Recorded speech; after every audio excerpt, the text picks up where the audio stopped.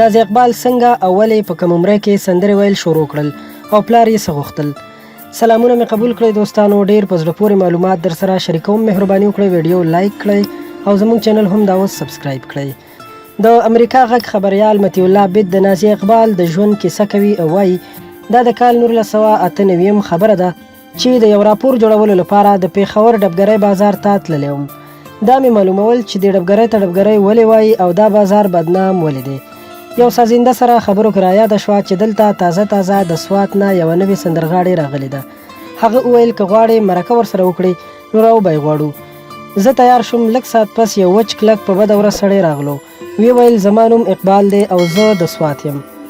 هغه سره خواته یو وړه جینۍ ولاړه وه چې د عمر نه د 14 کالو ښکارېده، خو په میک اپ او سینګار یې د 18 نه زیاته کړې وه. اقبال راته وویل خنجي دا زما لور ده، ډېرې ښېګانې وایي، د دې فوټو اخبار کې راوله چې مشهوره شي، تاسو ته به هم اوس یو څه واوروي. ما ورته وویل ستا د لور نوم څه دی؟ نو هغه راته وویل نازیه اقبال. وړې نازیې لا انتره هم نه وویلې چې د مالګې منډۍ د جومات نه د اذان غږ پورته شو. د پښتو په سندرو کې وړه رالویه شوې نازیه اقبال چې ټول ژوند یې په همدې سندرو کې تیر شو او په همدې سندرو کې پیغله شوه. د مختلفو سندرغاړو نه زده کړې وکړې.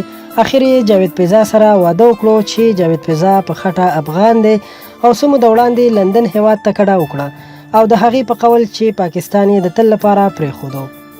ډېره مننه کوم دوستانو چې ویډیو مو راسره تر پایه وکتله. که خوښه شوې مې وي ضروري در سره لایک کړئ او له نورو همدغسې معلوماتي او په زړه پورې ویډیوګانو لپاره در سره زموږ چینل خامخا سبسکرایب کړئ. تر بلې ویډیو درنه اجازت غواړم. د الله په امان.